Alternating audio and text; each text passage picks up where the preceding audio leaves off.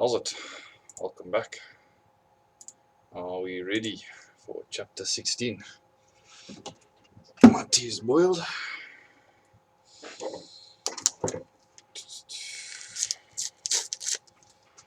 Happy Sunday, Oaks. Back to work tomorrow.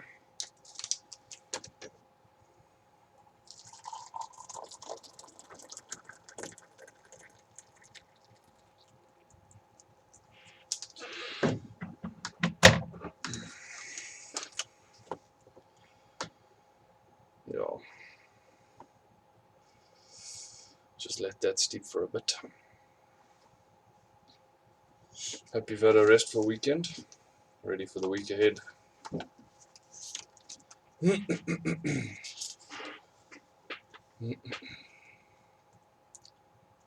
All that glitters is not gold. Nature hath framed strange fellows in her time, some that will evermore peep through their eyes, and laugh like parrots at a bagpiper. The Merchant of Venice, Shakespeare. I'm sitting in the dark and smoky hut of Chief Nyamende, one of the sons of the last Ndebele king, Lobongula. Lobongula was wealthy, in that every white man that came by and wanted to enter Matabele land had to pay, either in gold sovereigns or in diamonds. Lobongula gave all his children a certain number of gold coins, depending on how much he liked them.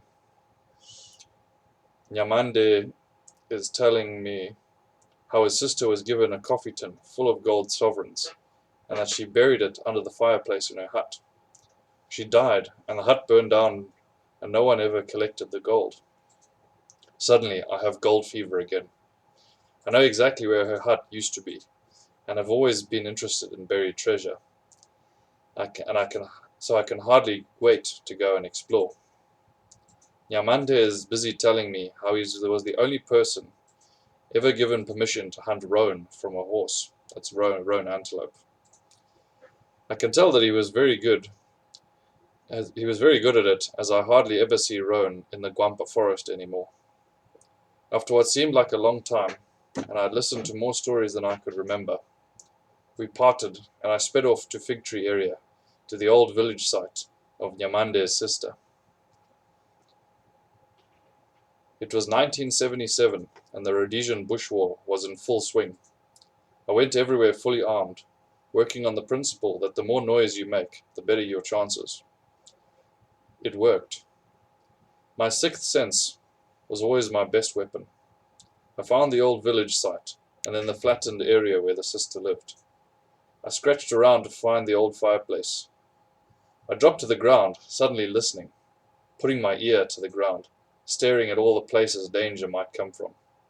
Then I got up and circled carefully all around the village site and found nothing.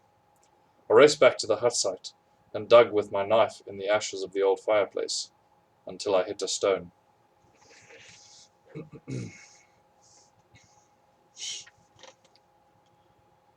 I scraped away the ashes and soil and pulled out the stone, which was the plug to a clay-lined hole. At a glance, I noticed that the hole was empty, and only a stone lay at the bottom.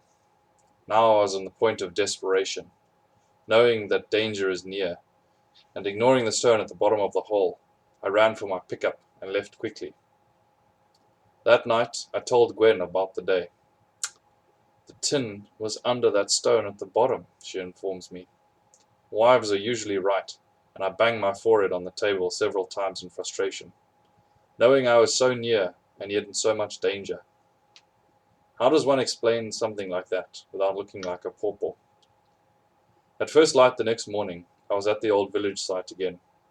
I saw the smaller stone from the bottom of the hole, saw a rusty old coffee tin laying nearby, and in the soil I saw the boot prints of unmistakable Chinese style, the type that the terrorists usually wore.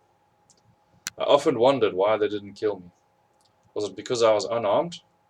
Or were they curious as to what I was looking for? Okay, just gonna get my tea. This angle is a bit low. There we go. You guys need to see every centimeter of my enormous forehead. Isn't that why you're here, hey?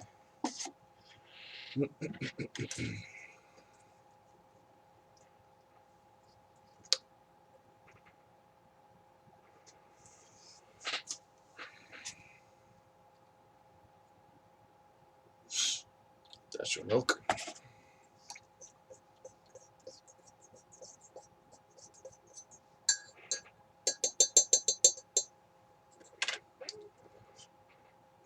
Cheers.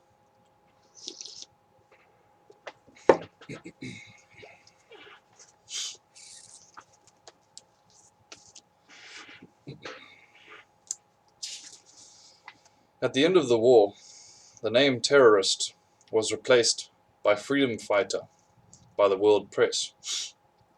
I had many freedom fighters asking me for jobs. Sometimes we just talked. One day, one of them said that he had watched me for a few minutes. Immediately I thought of Lobengula's daughter and asked him the exact location and time. There was another area and another time. My thoughts were so focused on that instance that I didn't even hear the rest of his story.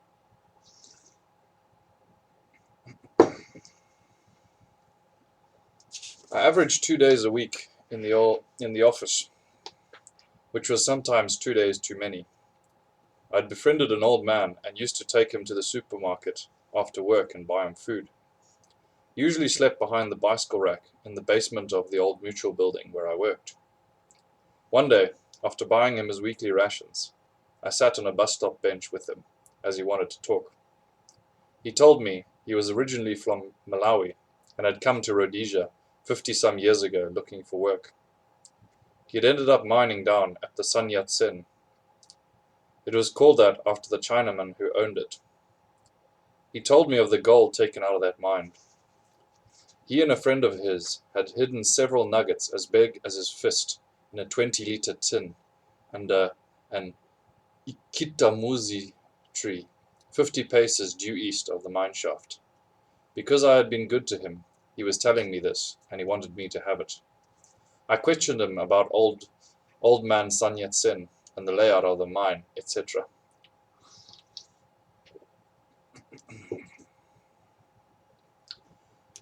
It wasn't many days before I was headed for the Sun Yat-sen mine. When I got there, a wedding was in progress in the village nearby.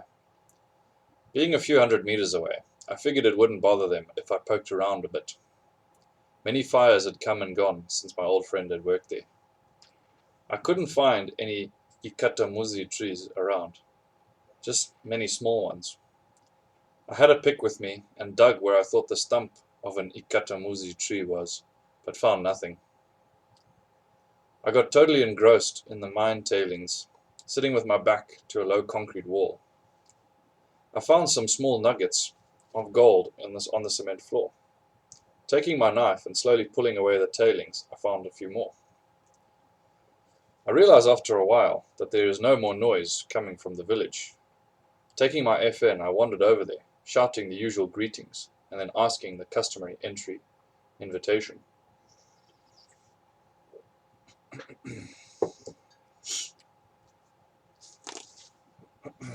There were four very old people sitting on stools, looking very somber. I asked what had happened to the wedding. Terrorists had come through and abducted everyone except the very old. The old man smiled and told me that it was the first time he was glad he was old. The next day, I read in the newspaper about the incident. 150 guests and relatives being abducted. I was grateful to the old people that they did not tell the reporter about me poking about the mine dump while all this was taking place. King Lobengula's treasure, of course, was what every goose chaser, prospector, hunter, adrenaline junkie, and adventurer thought and talked about. When Lobengula knew that his days were numbered because of the strength of the English guns, he took an ox wagon filled with ivory and 2 chests, accompanied by 4 generals, his colored translator by the name of Jacobs, and 20 slaves. They traveled from Bulawayo for 3 days by ox wagon. A pit was dug by the slaves, the chests buried in the excavations The chests buried in excavations in the side of a pit in true Ndebele fashion, and then the pit was lined with the hides of slaughtered oxen and the ivory placed within. How did I know all of this? Jacobs came back to Rhodesia, an old man, on several occasions to collect the treasure.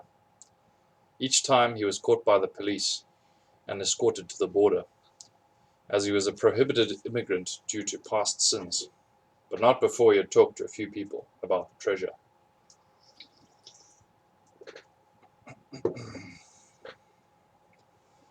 Jacobs never did collect his treasure, but spent his life trying to get there.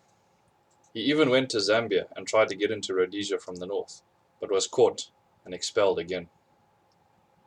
Lobengula died and was buried between Kamativi and Kariangwe in a small cave. According to Ndebele custom, a king must be buried in a cave, in a granite koppie inhabited by rock rabbits. The small cave Lobengula was buried in is the only granite koppie in the district. I sat with my back to one of the huge granite boulders that made up the koppie and thought, if Lobengula fled to the north, he must have buried his treasure 3 days north of Bulawayo, which would be Nyati. Later, I was sitting under a mapani tree near the main road that leads due north of Bulawayo, when an old man came and joined me in the shade of the tree.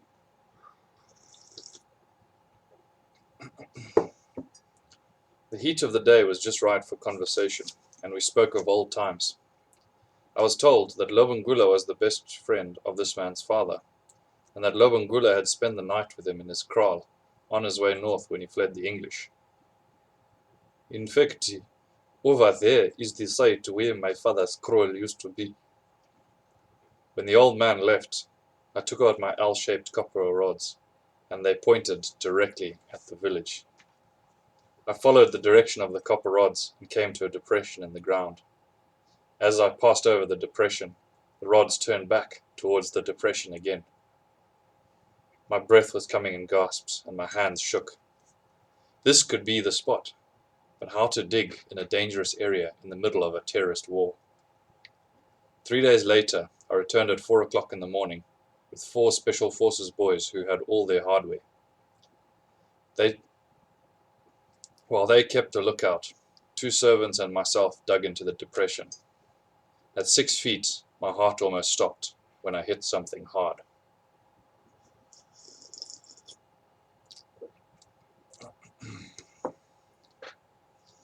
A bit more digging revealed unakite, a semi-precious stone, and later a whole deposit of it. All in all, it was worth the momentary rush of adrenaline, and even the Special Forces boys agreed that it was a fun trip. Funny how some things never leave you alone, though. 20 years after digging for Lobengula's treasure, I went with my friend Bernie to see one of his business associates. They were so busy talking that none of them noticed when I picked up a file with the name Lobengula on the cover. Inside were letters from a man in Zambia to his friend in England, telling how he had met Jacobs, Lobengula's translator, and had been told by him where Lobengula's treasure was. The file contained letters back and forth on how these 2 gentlemen were going to get this treasure.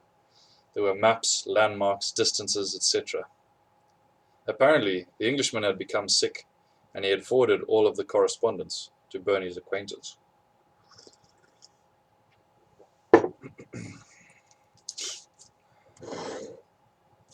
I went to the place described and found all the landmarks, measured out the distances and found them to be correct.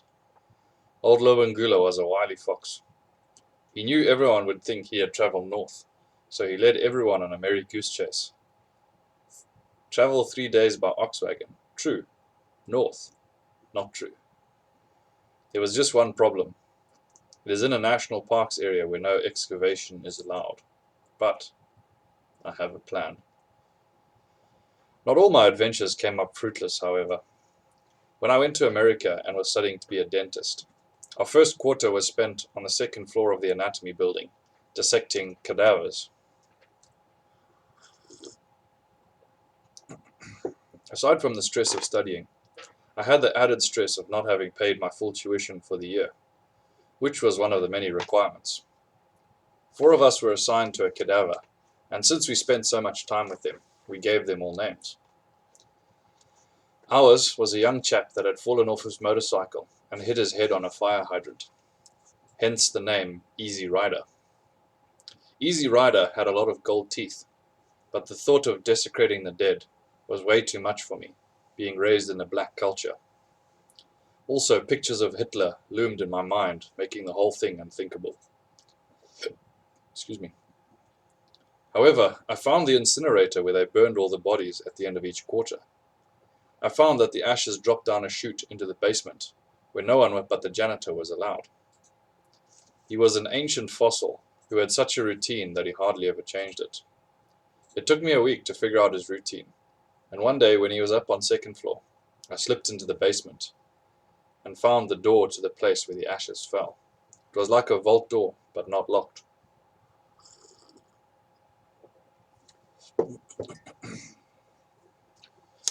I opened the small door and was poking around in the ashes when I heard footsteps. Climbing into the small space inside the chute, I pulled the door closed behind me. I didn't know if it was the janitor because I couldn't see, but whoever it was latched the door on the way past. This was probably the only chance I had at finding treasure, so I made the most of it, deciding to collect what I could and then climb up the chute and try to get out on the second floor. I poked around in the ashes again and found large lumps of metal. I had worn baggy pants with big pockets, and a loose jacket also with big pockets. I filled up with the lumps of metal, and then began the long trip up the chute.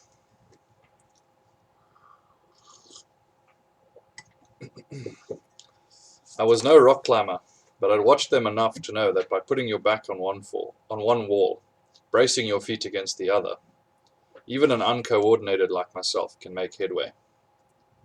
I knew I'd reached the top because I banged my head on the grate that covered the chute.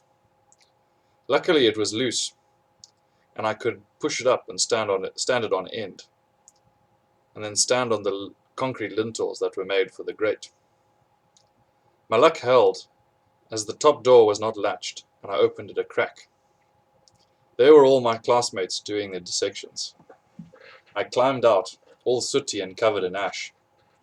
At the sight of me, there were hoots of laughter and questions as to how I got that way. I told them that I had fallen down the chute, and the funny thing is, they all believed me. I went to the restroom and cleaned up, and in the privacy of a toilet, examined my treasures. 35 pounds of gold is what I had collected. Yoh! With a lot of melted chrome cobalt from hip replacements. After selling the gold, I went straight to the business office and paid my tuition for the rest of the year before I was tempted to do something else with the money. I had gold fever. Alright. That's it for tonight. Hope you have a good night. Sleep well. And I'll check you tomorrow. Cheers, eh?